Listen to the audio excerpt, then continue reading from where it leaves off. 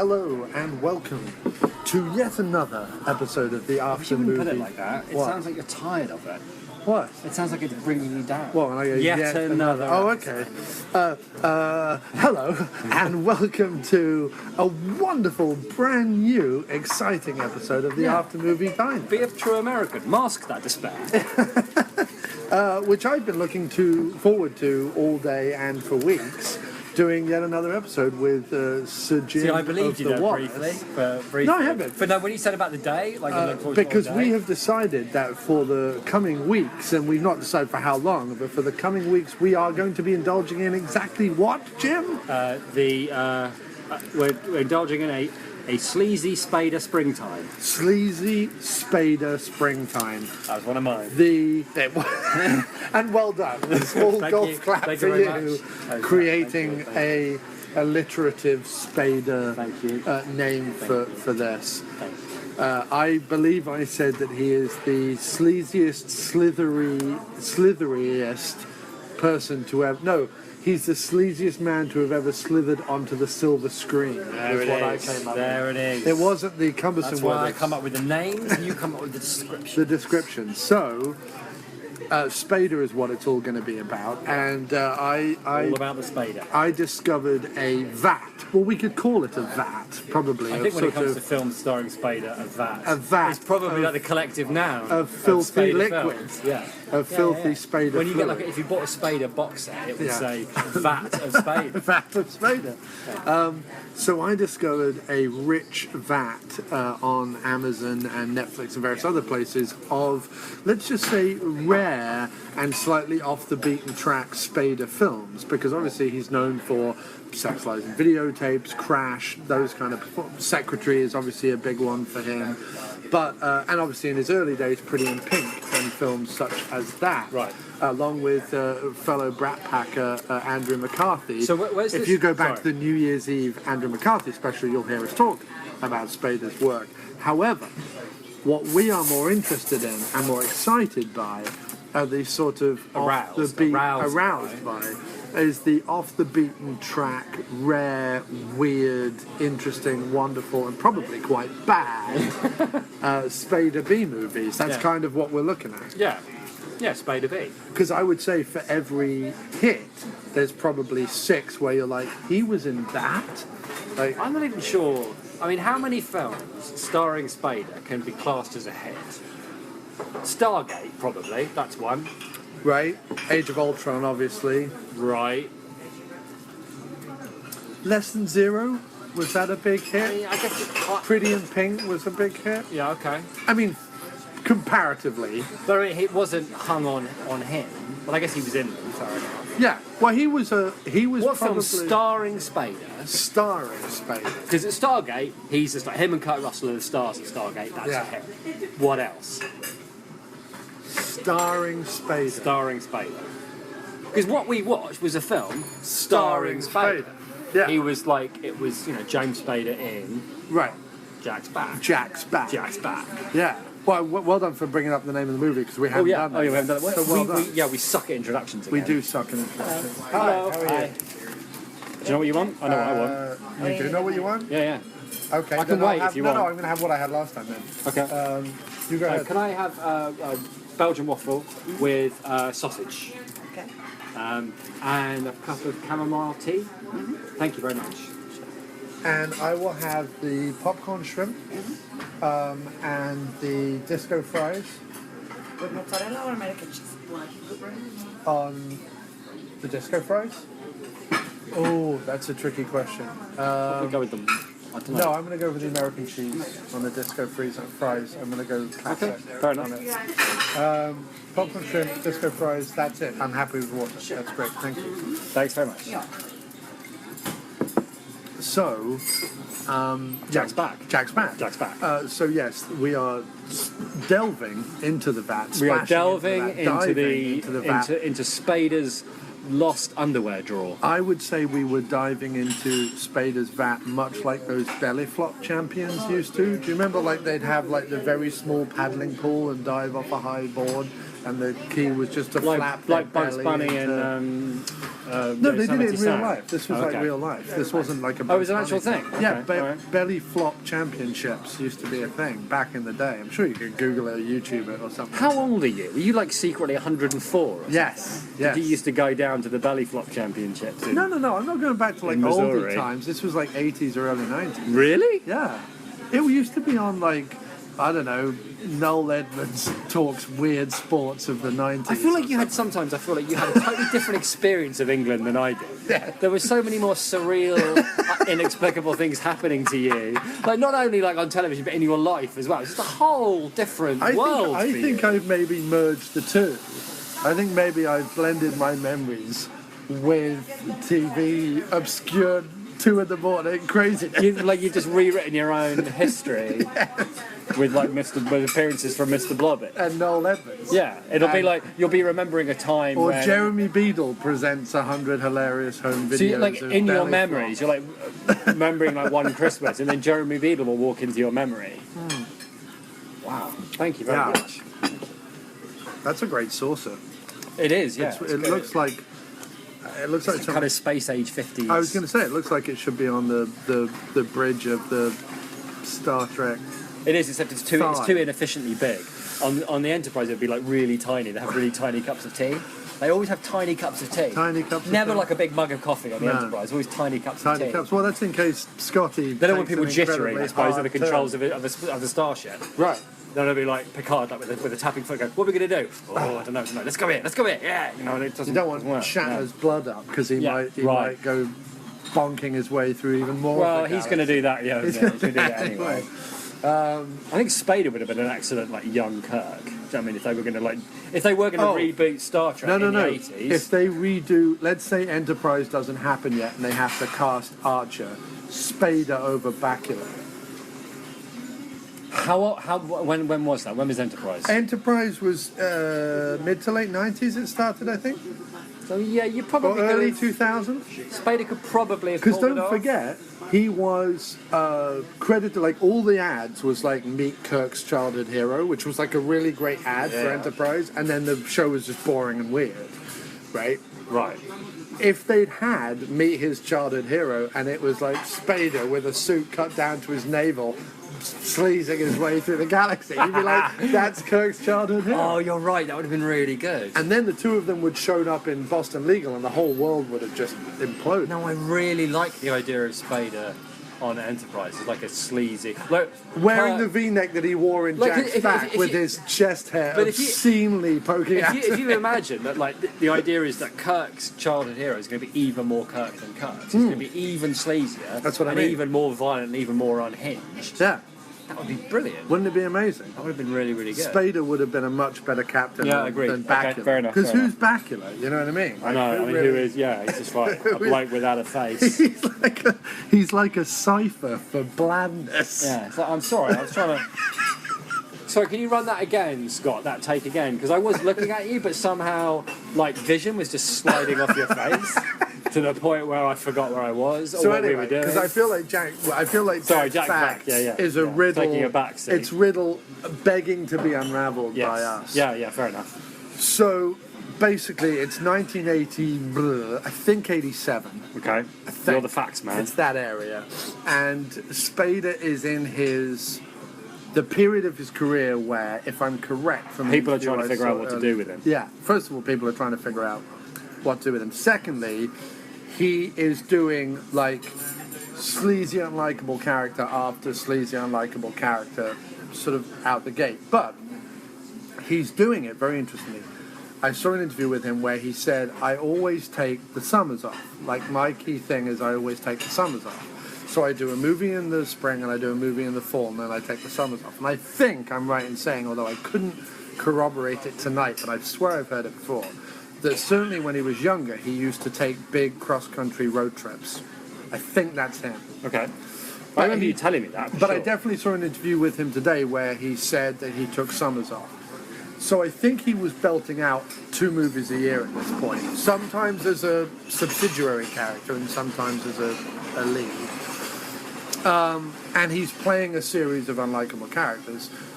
Because I think A, that interests him, and B, that kind of fits his on-screen persona. But therefore, I think the difficulty is when he makes the leap to leading man, what do you do with that? Because he can't suddenly become Mr. Nice. Do you know what I mean? Like, how does that work? He's got to have a dark edge to him and da-da-da-da-da. Yeah, and to some extent, Jack's back plays with that a little bit. And we can talk about that in the dissection of it. But the plot is mad. The plot is really mad. It's really weird. Because it's set up as... It seems to me like the Jack the Ripper part of it is almost bolted on. There's no reason for it at all.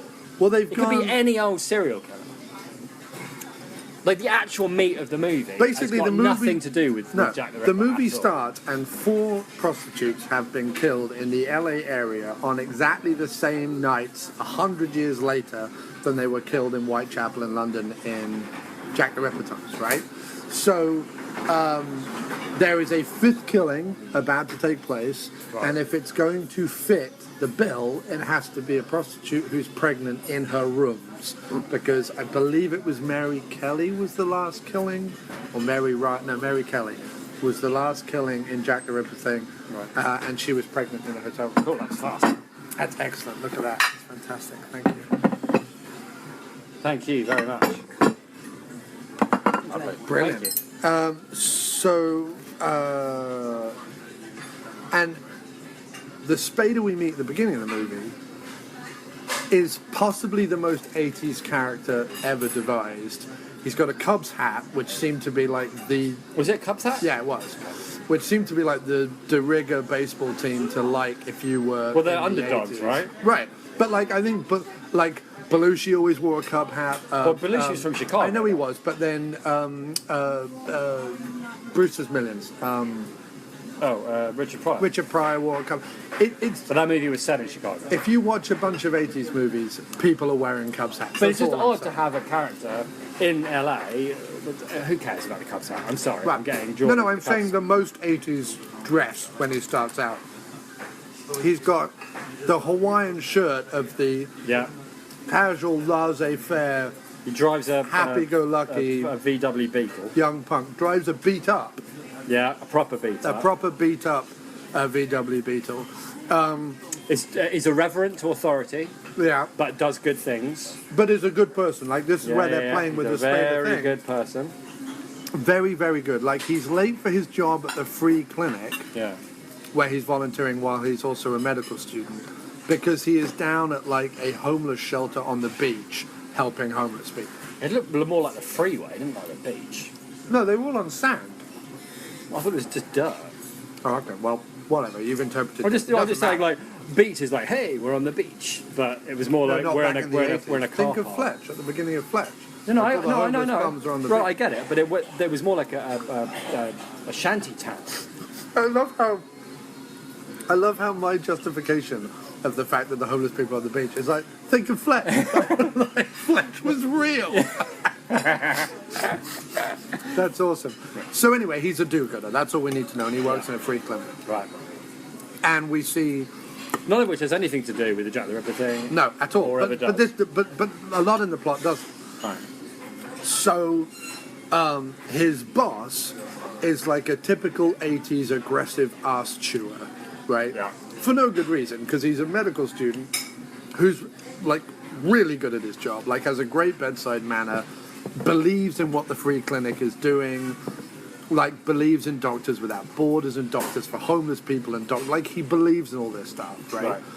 And yeah, okay, he was late because he was down at the homeless shelter, but like when he gets there, he immediately starts work and buys cakes for all the secretary. Like, you would want him on your side. Like, the last thing you'd want to do would be to chew his ass out.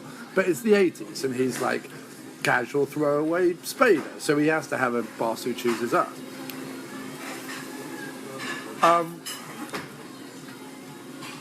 We meet everyone who works in the free clinic, blah, blah, blah, blah, blah. And we see a prostitute come in who's 2 weeks past the legal abortion I missed that. limit. No. According to Shouty McShouterson, who runs the free clinic. Right. By the way, everyone is smoking. Like, everyone in this movie is smoking because we find out that Jack the Ripper is left-handed and smokes, so everyone in the movie is smoking. Like, So it could be a red herring. But here's the thing, like, it is only in there for can I just point out that, at this point, that some of the writing in this movie is so unbelievably cack-handed. Like, the only reason that Jack the Ripper is a smoker is so that everybody who smokes can be a suspect, a red herring. Right. Because you don't see Jack. First of all, you don't see Jack the Ripper do anything. You don't see, and like, how do they know that he smokes? He just sort of sits there afterwards and has a smoke while he looks. Like, it's maybe he does it. Everything's exactly the same, including the part where he smokes, and he's like, it was a nonsense. Right. And it was such a nonsense that you were consistently and constantly confused for the whole movie, which in itself is a bit of a feat. Right. Because it's supposed to be kind of a whodunit, but you're so madly confused by what I can only assume when you think back on it. It seems almost like two films, two completely different films put together. Well, it was that, but like someone went, we've got a film about twin brothers. Well, hang on, we haven't even got there yet. Oh, sorry. Yeah. So what it was that the tone was wildly uneven.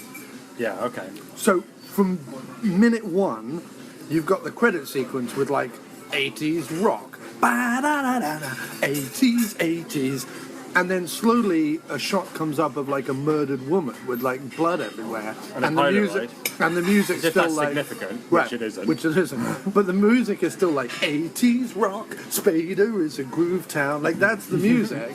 Over which we see like violent images of death. Like, the tone is weird all the way through. Yeah, that's true. Right to the very ending shot, where a woman who has just been woken up in the middle of the night being attacked by this Jack the Ripper guy, right, immediately like looks doe-eyed at Spader as if they're about to kiss. Like, the tone is just flying all over the place. It's completely bizarre. So Spader is playing our louche have-a-go hero. And we meet this prostitute, blah, blah, blah, blah, blah. Of course, skip to later on. And, also there's some hint that she was his prom date. Yeah, like, that was completely really ignored as well. Yeah, that was like, yeah, you're right. Because I'm thinking, that would probably come up later when the cops suspect him of being the killer. But never mentioned again. At all. He just looked at a picture of him, and we couldn't figure out whether she was just his high school prom date and then fell on hard times and became a prostitute, or whether James Spader just took a prostitute to high school prom. Because that's never explained. So, because she's way older than Spader. Right, even in the picture. So, he goes to her apartment. We don't really know why, but we see a picture of them at prom, so we assume he knows them. And finds the guy who also works in the free clinic, who's enormous, muscular, doesn't look like a doctor at all, is called Jack, heavy-handed red herring. And the implication is that initially he performed an abortion on her, but then we see him show up again just as Spader shows up again, and we find, surprise, surprise, the prostitute has had her throat slit and her baby removed and everything else. To which point Spader gives chase, and they get to the free clinic, and Spader is strangled to death by Jack and then hung up. Wait, sorry, just very quickly before we get this far, because I do think this is important. Okay. We should say whether we think people should watch this or not. If you like bonkers 80s Spader thrillers, yes. Yeah, I would say under those very... Yeah, because we're going to spoil it. Yeah, under those... Here's the thing. Under the very specific idea that you want to see James Spader in an 80s thriller that makes absolutely no sense, yeah, then yes, you should watch the film. But I also think... And it's free on Amazon Prime. And we can... I guess we'll get to a point where we'll talk about the ending, right? Because I do think that for better or worse, you are all the way through the movie trying to figure out who the Jack the Ripper character is. Right. Because even though the movie's going, oh yeah, it's definitely this bloke, at no point are you convinced of this, not even vaguely. No. So you are kind of intrigued by that. But I'm feeling... I feel... In other words, the movie makes you feel sleazy for caring about who Jack... Because you know it's bollocks. Right. That whoever it is, it's just going to be some stupid red herring and will make no sense. And yet you find yourself caring. You're made grubby by Spader's movie. not Right. just in the ways that you're usually made grubby by watching a Spader movie. No. No erections during this movie in any way. No. at all. So, I'll continue. So anyway, Sorry, I'm sorry. Jack. No. I'm not spoiling anything by telling you that Jack, the big hunking workout doctor who's the size of a house, having strangled him, seems to conveniently have a rope lying around with a noose on it, and goes, "Well, I'm just going to string him up so it looks like he's committed suicide, having killed the prostitute." Like, Right. he has this all figured out, even though Spader wasn't meant to be at the prostitute's house. So, like, it's really odd how, like, he does it with no conscience either. The guy, like, strangles him with no conscience. He just goes, "Oh, damn, I've killed him. All right, I'll string him up with some rope." Like, it's really weird. And I guess that's meant to sell us on him being Jack the Ripper, I guess. But Well, I think a lot of it. So, what happens then? because by is the you end of the nearly- movie, but here's the thing. but by the end of the movie, there's literally no reason why he killed Spader. Like, there's no reason. No, but that's what I'm saying. The whole thing is a delivery system. What is unbelievably bonkers about this film? And why... Okay, here's my theory. Here's a theory. All right. Do you remember that Kevin Smith story about him going to... I can't remember what movie he was going to make. He was going to make a movie, and the producer insisted that at the end there had to be a giant spider. Oh, the Superman lives. Right, okay, fine. And then Kevin Smith watches Wild Wild West, and at the end, and he goes, There's a giant spider, right? The only thing that makes sense is there was a movie, a screenplay about... Because, okay, but just to get the quick. So what happens is, Spader dies. And you're like, really? Spader's going to die? That's mad. Yeah. And then Spader wakes up in a bed, and you're thinking, oh, come on, it was all a dream. And then, no, it wasn't all a dream. It's his twin brother. You're thinking, oh, that's quite neat. In that you've been made to think, like, be annoyed by the usual movie trope of, oh, it was all a dream thing, because the lead's dead. But actually, no, it's his twin brother. So I think And so basically the rest of the movie is him trying to is him clear trying his to brother's name clear and his find out who brother's the guy name, is. because the police go, he committed suicide having killed all these prostitutes, open and shut case, done. And then Spader's brother is like, but no, that's the whole movie. So Anyway, think about this movie. Right. In this movie, James Spader comes across the scene of a crime, doctor of a prostitute that he's had some kind of relationship with, catches some other guy, sleazy guy who works at the clinic there. They have some kind of a tussle. Spader dies, killed by this guy. Twin brother wakes up, Right. and twin brother, through his growing connection with his own dead brother's memory, pieces together what his brother saw that night, Yeah, and therefore comes across the identity of a serial killer, right? That's a movie. No, but wait. No, but the big clue in this, the big thing that's meant to put this guy away, Right. is that Spader's estranged juvenile delinquent twin saw his face maybe in a dream. That's really the whole thing. Yeah. Anyway, yeah. So my point is, and then everything that happens after that, where the police listen to the twin brother, but only because he's insane, and then they start thinking, well, our only real evidence is an eyewitness, and clearly the eyewitness could have seen the twin brother, who's a lot dodgier, who has like a bit of a crazy rap, and maybe we're after the wrong guy here. And then that's borne out by, Spader, good Spader's mates turn up and go, that couldn't have been him. So all the while, he's trying to figure it out by staying true to this idea. The weirdest cameo in a movie ever, the tall blonde friend that's that so they weird. pull out of nowhere. He won a competition, or... Do you know what I mean? He provided the crew with fish finger sandwiches. He was Jeff, I've won a competition cameo. That's who he was. Yeah. So, in that movie, the whole movie's about... No, he was the producer's son. That's who he was. He was It's the possible. producer's son. It's possible. Anyway, in the movie, it's all about a twin brother and his connection to his twin, his dead twin, figuring out the identity of a serial killer. Through the help of hypnotist Robert Picardo. Right, but my point is, that's the movie, right? And then that movie gets dropped onto a producer's desk, and the producer, who's barmy, possibly friends with, who goes on road trips with Spader, Right. to sex jacuzzis of the Midwest or whatever. And this producer, for whatever reason, I want at the a movie moment, where Spader at the goes moment to the sex script, jacuzzis. right? At the moment the script lands on his desk, the producer is absolutely mad for Jack the Ripper. Right. He's just read a Jack the Ripper book. He's thinking about Right. touring Yeah. the sex jacuzzis of the East End, right? Whatever. With- He's mad for Jack the Ripper. And he says, Yeah. great movie, I love it, the twin brother, the serial killer, the whole thing. Why doesn't the serial killer recreate the crimes of Jack the Ripper? To which the screenwriter went, okay, I mean, like, fine, doesn't make any difference. Like, he's just a serial killer. That's not the point of the movie. It's the doctor link, I guess, because they're all doctors. Well, yeah, I mean, kind of, maybe, but it doesn't really need to be that, because there's all these specifics about, like, the fact that, he's exactly recreating all the bit at the beginning, like the opening 5 minutes where they go, Yeah. oh yeah, Jack the Ripper, he's recreating the crimes exactly Right. on 100 years after None they of that happened. happened. Right, None of it makes any... Right. The movie completely forgets about all that. Right.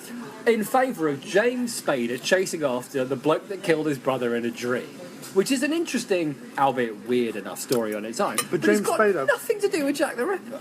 Who's made the decision that although both brothers are inherently good people at this point in their lives, Yeah. because one runs a shoe store quite happily and relaxed, Which is so weird.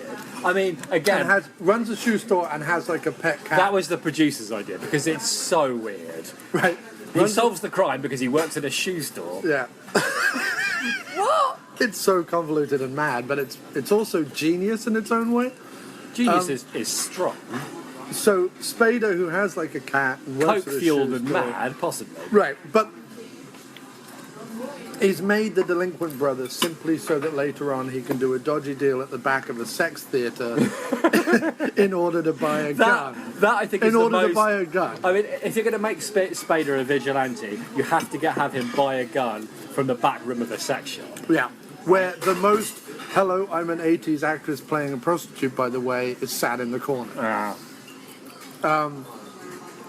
And Spader gives her nary a look. He's all obsessed with buying a gun. From, I think, another cameo of either the producer or the director or one of their friends. No, again, I think they gave out cameos to whoever helped them out on the movie, whoever provided that bloke probably provided the whiskey. Do you know what I mean? Right. But it looked like he had painted on stubble. It didn't look like real stubble.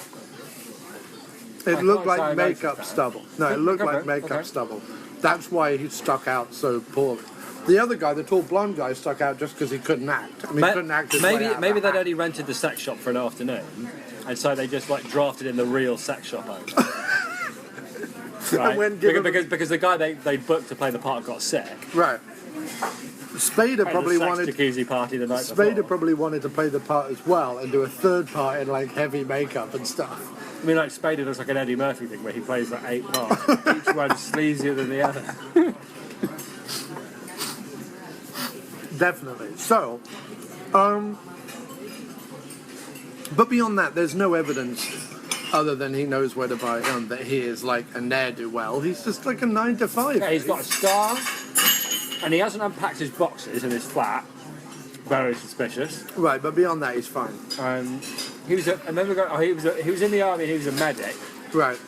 Well, that's the tie in the whole doctor thing. Like, Sure, everyone sure. has to be a doctor. Like, everyone they come across But is it's a like doctor. it's so weird because he's a bloke with he's like a bad guy in a fast blue Corvette who's seen action, and then there he is working in his red polo neck in a shoe store. It's so completely incongruous. Like you could pick, and the movie's so completely mad. Right.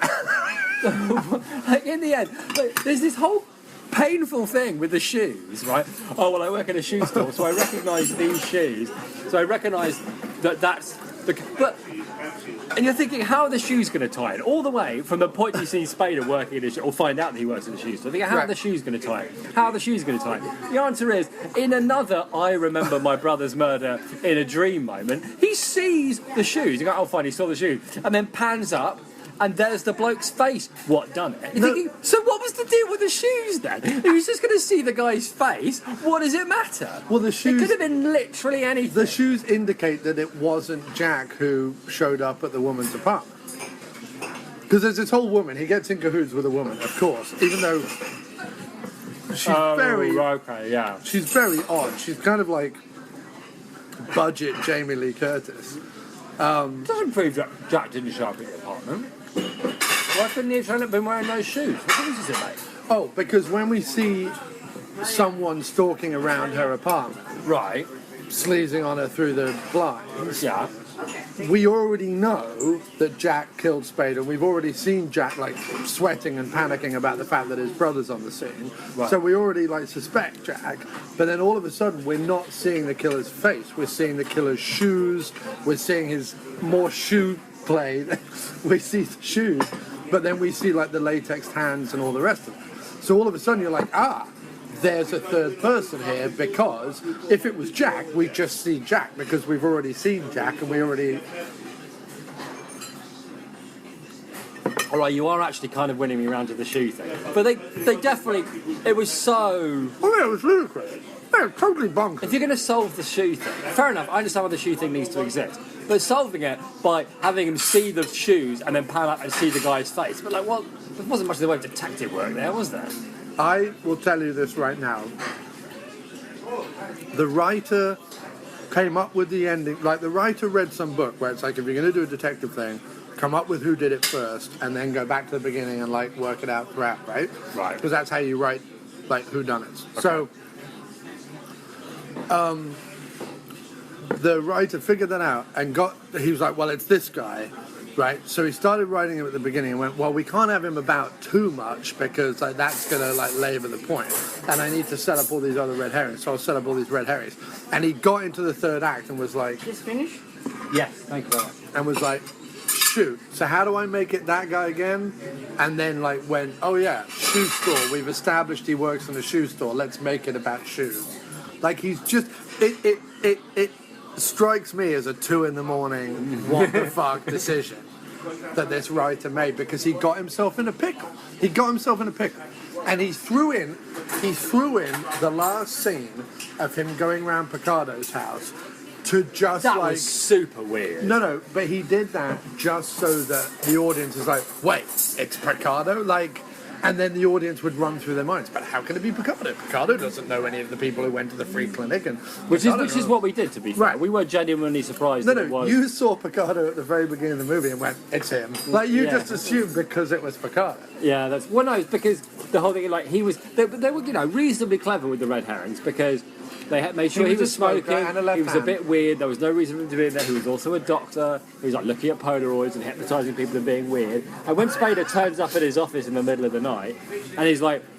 He says, go back to bed, mother, like in a kind of a weird psycho reference, kind of. Right, yeah. And you're thinking, oh, bloody hell, it's Picardo. But it wasn't. I mean, it doesn't even... It was so unbelievably I actually unsatisfying. think, not just Picardo, not just Psycho, I would say Strangers on a Train, because he's wearing the robe and the whole thing. Like, and it's like this big posh house. I would say it's more like that. But Okay. anyway.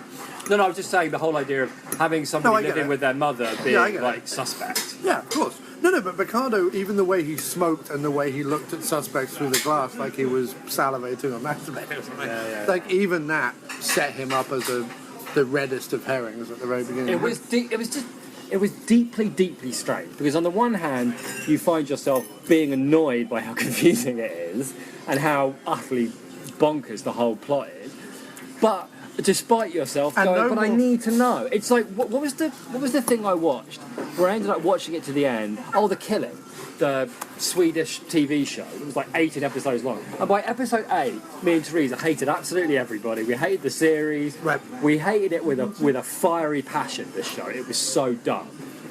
And yet, we had to, because we had to know who done it. So we ended up sitting for another 9 episodes of this crap just to find out who did it.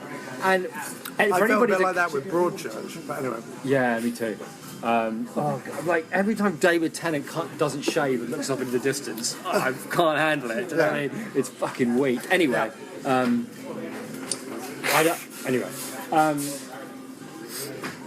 yes, you find yourself compelled to know who, even though it's No, but even though when you find out at the very end of the movie, you find out at the end of the movie and the credit roll, you still go, so wait a minute. Like, you still go, there are more holes in this than why? What's the point? Right. No, but there's more Why holes did he in throw this it all away? than Because a large colander made for straining other colanders. Yeah. Yeah. You'd have to say... Colanders invented for straining Swiss cheese. That's how many holes there are in there.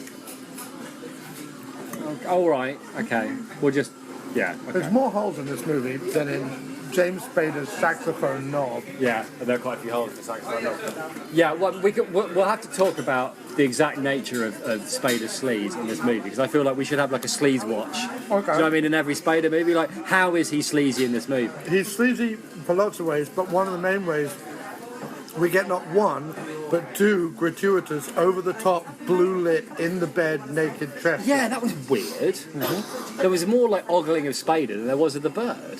Yeah.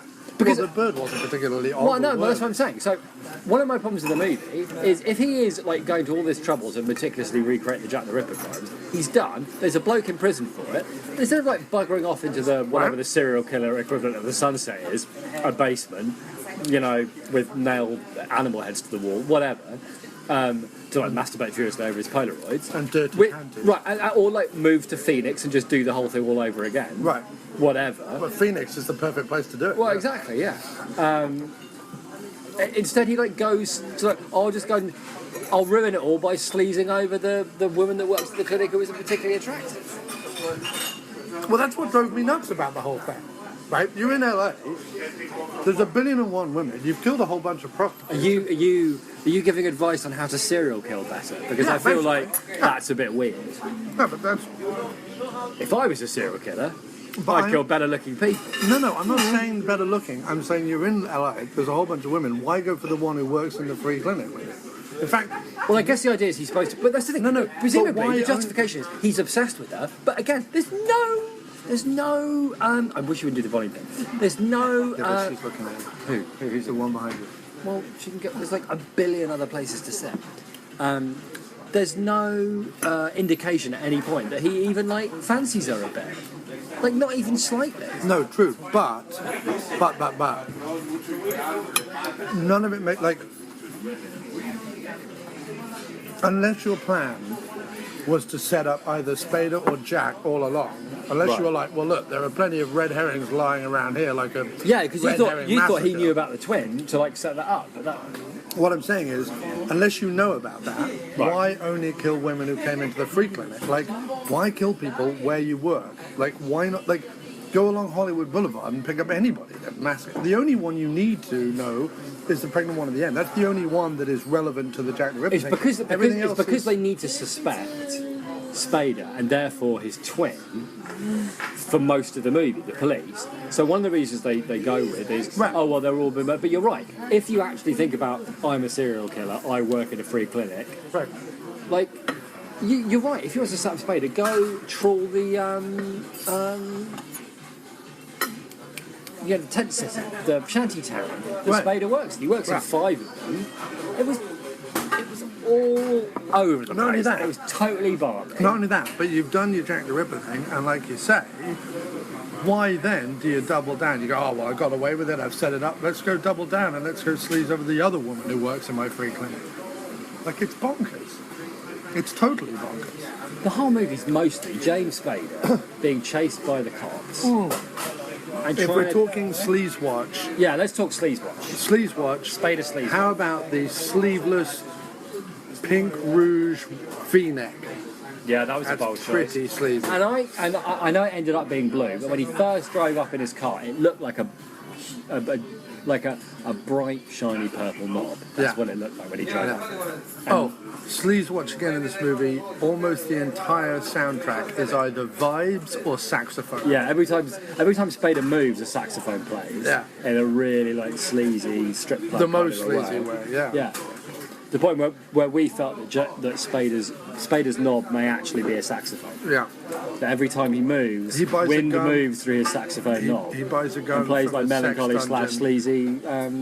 He buys a gun from a sex dungeon. He buys a gun from a sex dungeon. He's got like a sleazy scar by his eye that's probably a sex injury. Yeah, it's probably a sex injury. It's probably where he was. Probably trying to shag a washing machine in the face or something by one of his inmates. Yeah, a washing machine tried to shag him in the face. Yeah. That's what happened. It's going to be a sleazier machine than a washing machine. It depends what you do with the washing machine. Well, true. I think he was probably penetrated in the temple by a dildo or something. wasn't that. It was more a glancing blow. It was more like, get off me, you sex fiend. Oh yeah, injury. I guess You know what I flapped mean? around the face by a Yeah. massive. But it's definitely. I mean, they gave him an earring, and they really. I tell you what, that. As far as the producers were concerned, that leather jacket did a lot of heavy lifting. It did, In terms of how do we make him look like a bad guy? Yeah. We'll give him a leather jacket. and a one earring, and Yeah. then with the Which other, he threw on the floor. Because what I liked about that was Yeah. it was so blatantly. He's like, take your coat off. And he takes his coat off. And he just throws it on the floor. And you're thinking that was Spader's idea of like a character note. Do you know what I mean? Yeah. My character wouldn't hang his coat up. Do you know what I mean? He just throw it on the floor. so. Because think about the floor of a police station. Would you Yeah. throw your jacket on the floor of a police station? If I was Spader's sleazier twin brother, I would. I mean, you're basically talking blood, dead cockroaches, and spit. Right, and Picardo's ooze. And Picardo's ooze is what covers the floor of police stations. Picardo, who just convenently happened to be a hypnotist as well. On That top was- of that was everything great. else. Oh, and we haven't mentioned, and Kim would never forgive us if we didn't. The two cops that are on his trail are basically Miami Vice. Yeah, they are Miami Vice. Right. Yeah. No, well, there's three cops on the trail. There's the guy who wears like all white and a slightly pale paisley tie, who thinks he's like the hippest cop in Cool Town, and then Right. you've got the evil-looking dude who always plays a grubby evil guy, except in this movie, who had the Miami Vice neon blue shirt and the like Right. horrible like jacket that was white and black spots or whatever. And then Did he exist? yeah, he was just I don't remember him. yeah, he Are was. you in sure? it. Yeah, the evil-looking dude. Was he standing who- like in front of the No, television? he was with the other cop. Does he follow you around? No, dude, he was During definitely. the week. This isn't funny. And then the last one was literally like Schlubby McSchlubcop. No, I remember Because Schlubby McSchlub. He had like the ruffled hair and the crumpled No, I jacket genuinely and don't remember the black and white spotted coat. He made the well, it wasn't spotted. It was like dashed, like little, like it was like black and white all over. Like just think Miami Vice, like with the sleeves rolled, No, I know slightly what you meant. I spangly. thought you were I talking can't about like a describe black it. and white. But you were just talking about a guy that I didn't see in the movie, and I got concerned. That's it. He was the partner to the black cop. No, I in know the who you're white- talking about. Right. I know The guys what- who hilariously ran into Spader's brother's apartment and like threw their guns around like they were in the 80s Oh, yeah, that or was great. something. Yeah, that was good. But I also liked Shambling McShamblecop because at the very end when he came in, ruffled cop, Alright. when he came in, there was a chair at the end of the table. When Spader and the Bird were there at the table, there was a chair at the end of the table, but he made the character choice to like eerily slide his ass onto the table and sit on the table with like his hand on his hip. Oh yeah, Like that was he made, weird. there was a chair right at the end of the table Yeah. they could have used, but instead he cooched up onto the table That with was his strange. yeah. It was very odd. But there was lots of character choices in this movie Yeah. where people were like, "I'm going to play it this way," and you knew the writer was like, "Well, the guy who did it, he's all evil and shouty at the beginning." So I immediately wrote him off because I'm like, "Evil and shouty, it's not him." Yeah, But then in the middle of the movie, because he's even shouty and he's got it in for space. and he's going for space. But then in the middle of the movie, he's like creepily nice to Jack, who we all think did it. Oh yeah, he was like weirdly. He was like, "By the way, you're doing great work." go and have fun. Yeah, and I was like, he did it, like immediately. Yeah, because presumably what he's saying in that scene is, oh, Thank you another for murderer. coming. Thank you very Do you much. want something else or you good? I think we're okay. I think Right? we're okay. Yeah, You're good. okay. Yeah, thanks very much. Yeah, he's basically saying, oh good, another murderer. Yeah. How delightful. Thank you for killing Spader. Yeah, 2 murderers in 1 free clinic in the middle of LA. That's a bit. Well, I guess he was like thanking you for killing Spader. Yeah.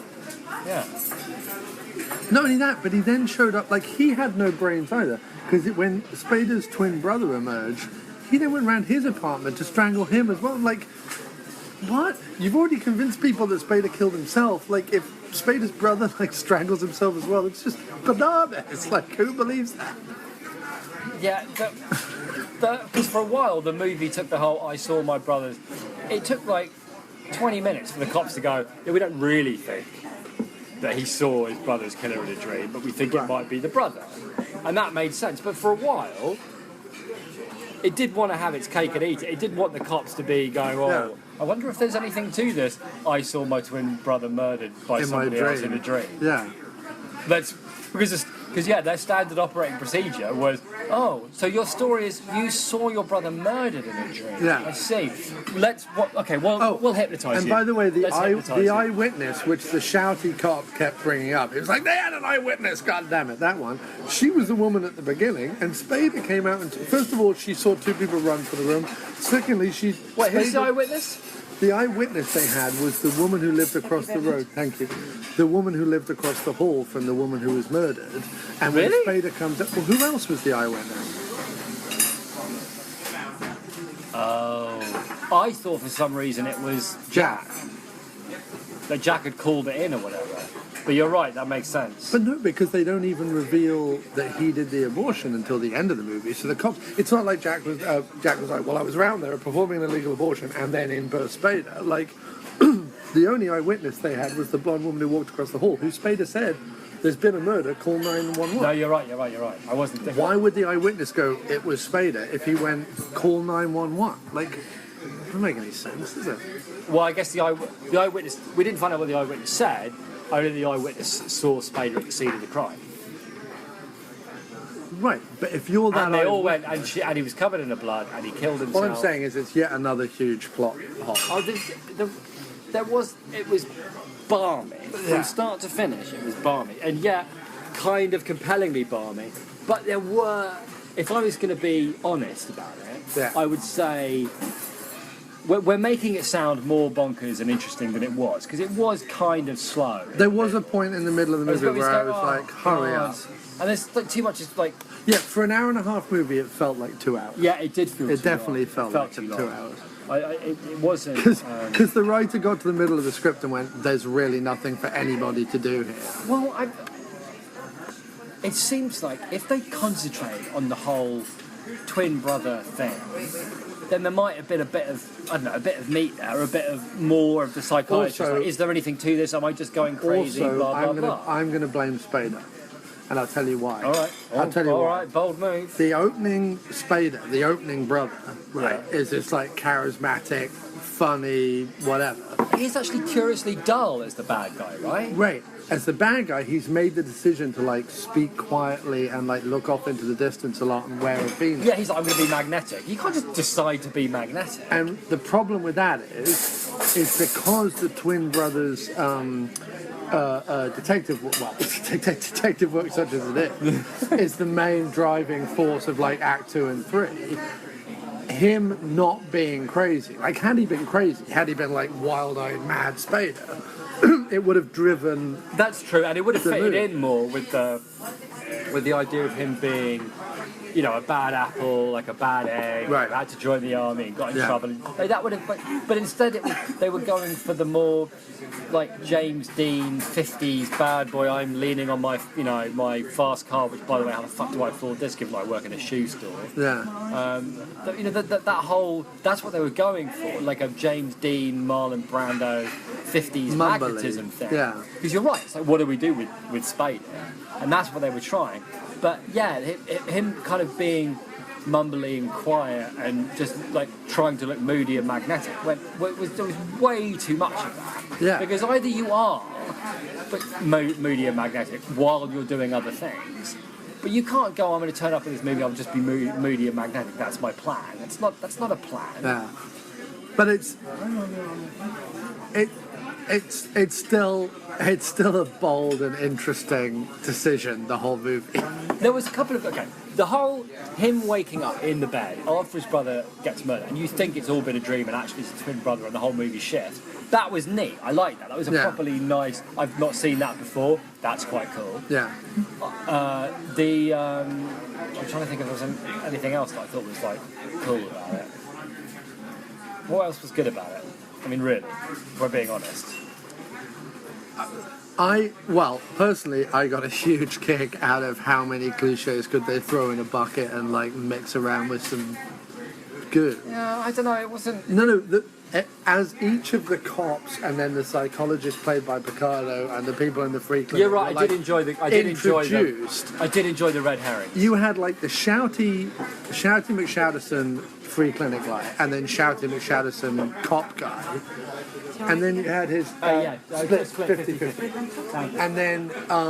And then you had the three cops, Schlub, Miami Vice, and impeccably dressed guy. Right. And then you had Picardo being the crazy hypnotist. Yeah. I got enough of a kick out of that it drove me through at least Act 1 and Act 3. Act 2 was dull, like nothing happened. I don't know. I mean, I have to say, like, I know what you mean about when people, but that's when people do genre as well, and I don't. Like, Picardo should have been a bit more balmy. Like, it needed a balm. It needed more balm. One of the problems with red herring, whether it's TV shows, actually the killing is a good. What I was talking about before is a good example. Right. One of the problems with your red herring shows is your characters can't be real. They can't even be caricatures. Right. They have to be. Oh, it might have been me for like ages, and like that can be quite fun. Right. But that means you've got Robert Picardo, who I know can like act up a storm. Yeah, He can properly overact. Playing a oh yes, I'm a Jack the Ripper expert and I'm also a hypnotist. With who's left-handed He and may smoke. as well have had like a top hat and been like the big train evil hypnotist. You know what I mean? Like that could have been him. Yeah. He could have had so much fun with it, but he wasn't allowed to because he had to spend the whole movie going, oh, it could be me. Yeah. You know? And the same with the free clinic doctor guy. Like they all could have had, and Spader. Yeah. Even. They all could have had more fun, but they were all spending the whole time just everyone's fixated on the red herring, as if like it matters in a film where James Spader is investigating whether his brother is a serial killer based on a dream he had. Like that is a mad film, and they just doubled down on that because you're right. We've got the biggest mad sleaze bag in Hollywood as our lead. Yeah. A totally insane plot idea. Plus, we thrown in Jack the Ripper for no good reason for a bit of like, frankly disgusting colour. But you know? I would say let's dial it up. But instead I would say I wonder who the killer is. And maybe this will change the more Spader we watch. But I would say it was a 3 out of 5 for Spader. For Spader, for a Spader movie. Well, no, for Spader leading, surrounded by cliche McCliche films. No. I think you're right. I think we have to establish a Spader scale here because we're talking about. If he runs into a porno theatre and there's a guy with a sleaze mustache who sells him a gun in front I tell you why I liked the bit where he ran into the sex shop. What I liked was essentially because he drove there with the girl, right? Yeah. So essentially, she has got no idea what's going on. Yeah. So they're on their way to confront possibly a serial killer. Yeah. And as far as she's concerned, Spader's just nipped stopped the off to a car movie theatre, and wandered into a sex shop and been in there for half an hour. Yeah. So she's basically thinking, who's this guy over there? Right. He's basically stopping off for a quick hand shandy. But what I like on about the way to confronting a serial is killer. when he gets that in, I like. when he gets in the car and says, "Oh, I bought a gun," which he admits freely, right? My first thought would be, that's a really odd excuse for being. Like my thought would have been, by gun, do you mean a suitcase is that a full of euphemism?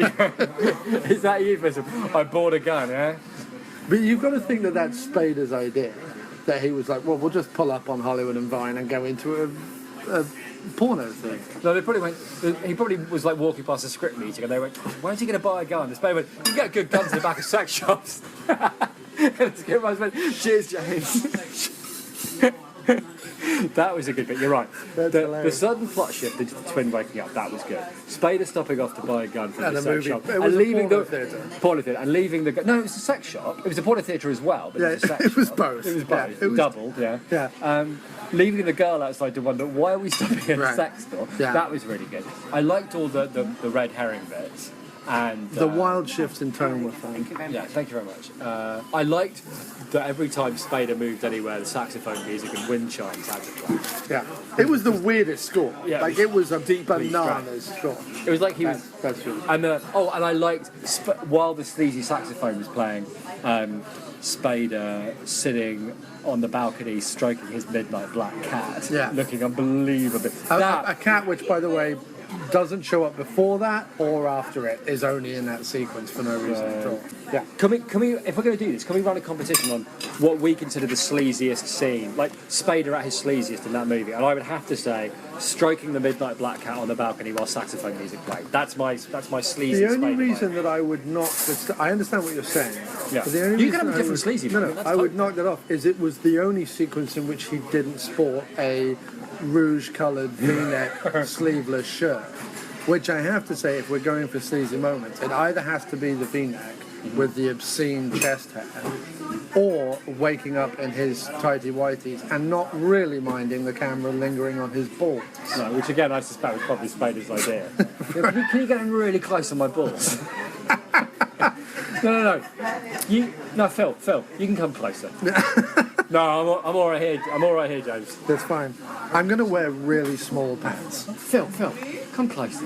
No, really, James. I'm going to wear the smallest pair of white underwear. Look, I can close up from back here. No, come in closer, Phil. So I would have to say But you're right. I think a 3 out of 5. it's either Spader blue lit in bed shirtless, or it's V-neck, just the V-neck in general. Fair is enough. the sleaziest outfit. Don't get me wrong. They were sleazy. For me, it's definitely the the black stroking the cat. midnight black cat on the balcony while the saxophone music played. For me. Yeah, for sure. okay, that's fine. 3 out of 5 on the Spader scale, and probably out of his whole career, though, it's probably only 2.5 on the sleaze scale. I'd give. Oh, in terms of sleaze, I'd give it Because maybe a it's 2. it's not Secretary, it's not Crash. He's not fucking any leg wounds. No. So, I love that I get to say that about Spader. It just makes me happy. So let's now go over to our email. We got an email. We got an email. We've We did barely even done an episode and someone wrote an email. We got an email, so let's see if we get any more emails. No, this is from John Cribbs. And I love that name, Mr. Cribbs. Very excited for your upcoming Spader-based podcast. A few years back, I wrote a piece on Supernova, and then he provides the link at thepinksmoke.com/frustratingSupernova1.htm, in which I tried to categorize Spader's various CADs. This is what I came up with, but if a more specific grid could be created, I'm sure you dudes could do it. Spader roll tallies. Scumbags, less than 0, keys to Tulsa. Dipshits, endless love and bad influence. That's great, yeah. Thanks very much. Dangerous psychopaths, the new kids, Jack's back, and 2 days in the valley. I'm not sure he was a dangerous psychopath in Jack's back. No. I think he's set up to be. but I Isn't he don't- one in that Keanu Reeves movie? Isn't that? The Watcher, Yeah. he doesn't have that listed here. I think that's dangerous psychopath. I don't think he's a dangerous psychopath. No, Keanu Reeves is the dangerous psychopath in that. He's the detective following him, who's also on edge and weird, but he's the detective. Oh, we have to watch that. Yeah, we do. The Watcher. It's very Fine, good. Douche nozzles in Mannequin. I love his performance in Mannequin. But does he play a douche nozzle? He may be, just playing a really good douche nozzle. Yeah, I think he is, but he has his hair slicked over from about here all the way over, and is playing a very Python-esque kind of little round glasses, nerdy, officious, slimy corporate boss. So yeah, kind of a douche nozzle. And then Giant Pricks, Pretty in Pink, Baby Boom, and the Rachel Papers. And then Weird Pervos, Sex Lies and Videotapes, Storyville, and Crash. And Secretary. I would add Secretary to that. Anyway, he says, look forward to listening, John Cribbs. So I think he's passing there's the some good gauntlet ideas, to yeah. us There's some and good saying, ideas there. where would we funnel Spader's roles into this tally? I'd say this is like. Is this the nicest we've seen Spader be in a movie? He essentially plays two fairly decent characters. Even if they have bad pasts, they have wound up in life as fairly nice guys. Yes, I'd say he's playing a bona fide hero.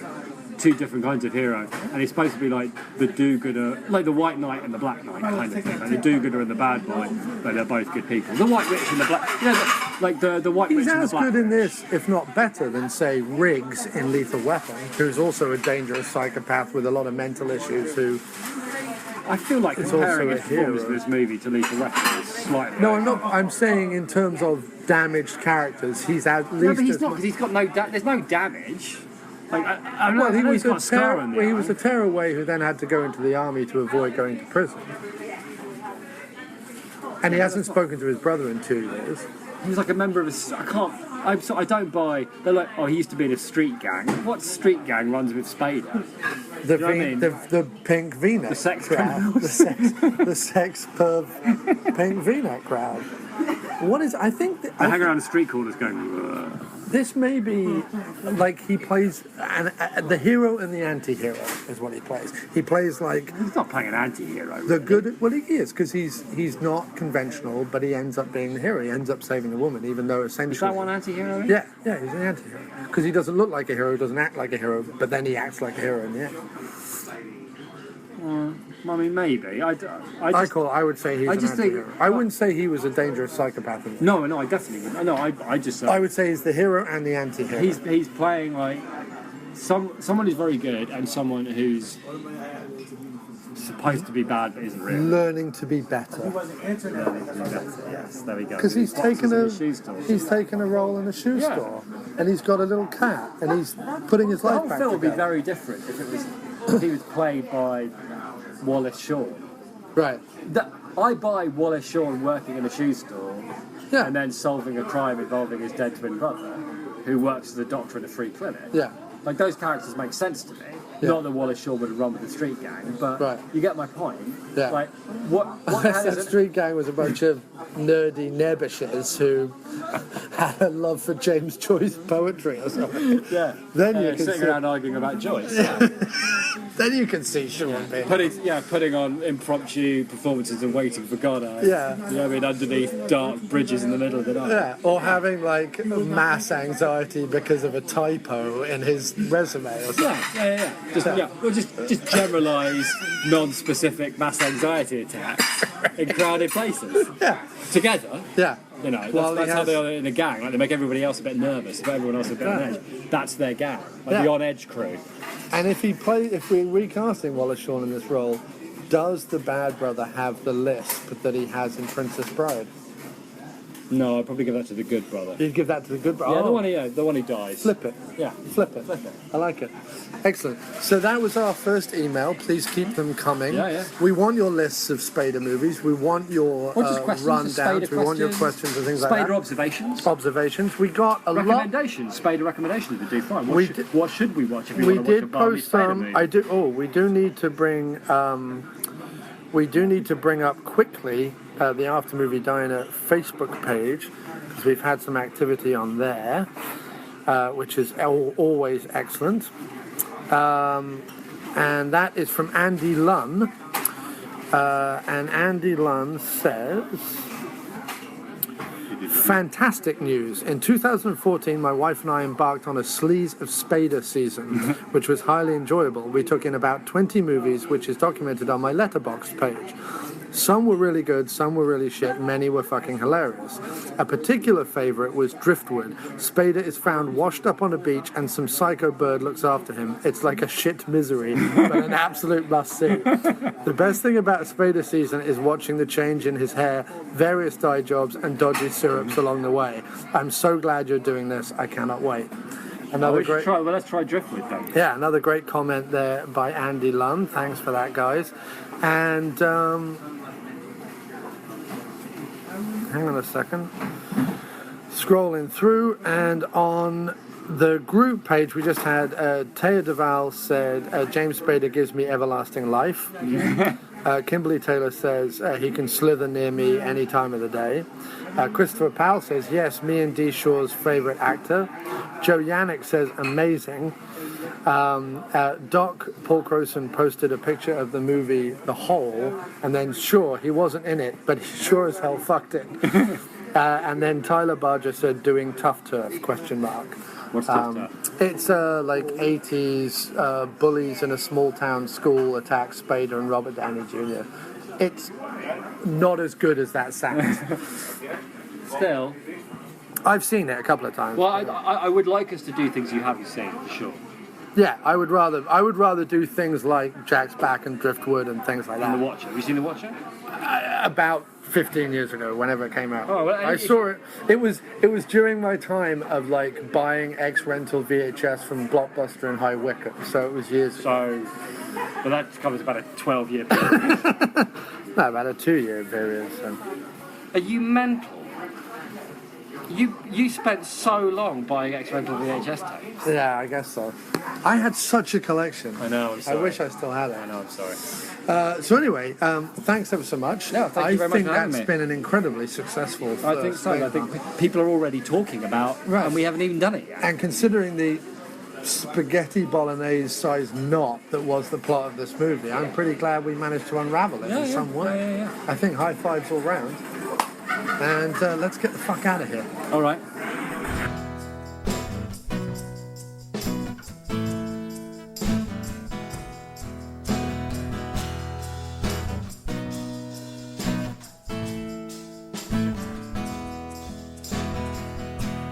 I am ready for my close-up today. Too long I've let my self-respect stand in my way. For the prom queens caught in the high beams and the strings keen. It's a big scene. But when the house goes up in flames, no one emerges triumphantly from it. When the scum begins to circle the drain, everybody loves the winner.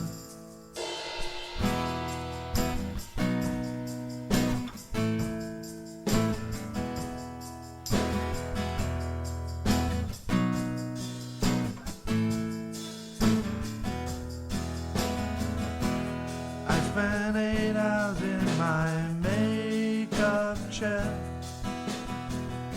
I waxed my chest and shaved off all my hair.